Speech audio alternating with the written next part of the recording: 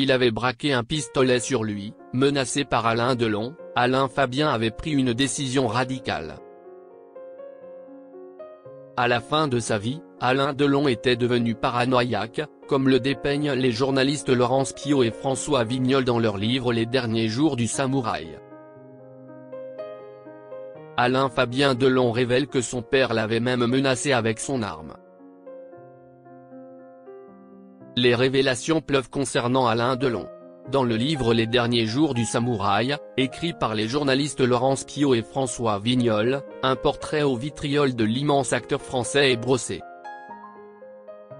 On y découvre un Alain Delon largement diminué à la fin de sa vie, mais qui, depuis sa demeure de Douchy, veillait à ce que tout roule selon le plan qu'il avait dessiné.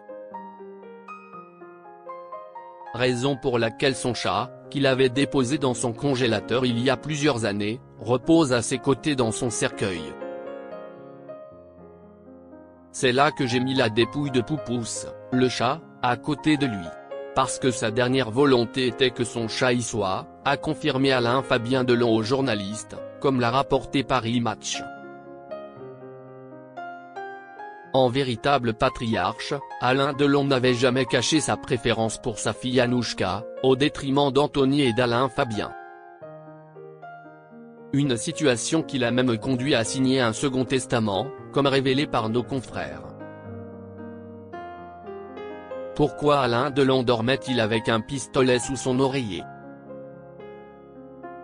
Dépeint comme un homme violent et extrêmement paranoïaque, l'éternel amour de Romy Schneider conservait sous un oreiller un pistolet chargé.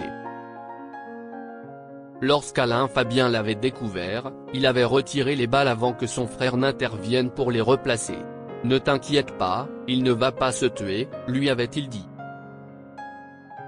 Mais le samouraï a eu un geste des plus inquiétants.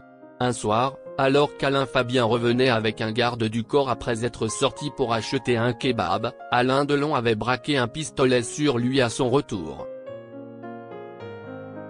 Dans le dos de son père, le jeune homme a alors mis de fausses balles dans le barillet.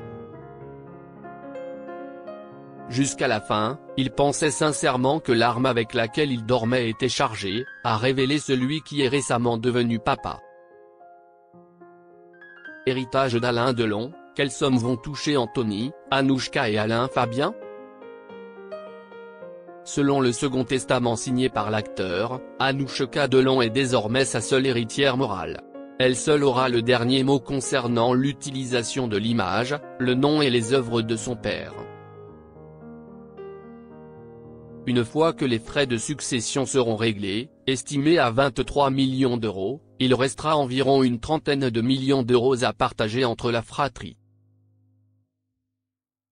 Anouchka devrait recevoir 15 millions, tandis qu'Anthony et Alain Fabien devront se partager la somme restante, soit entre 6 et 7 millions d'euros.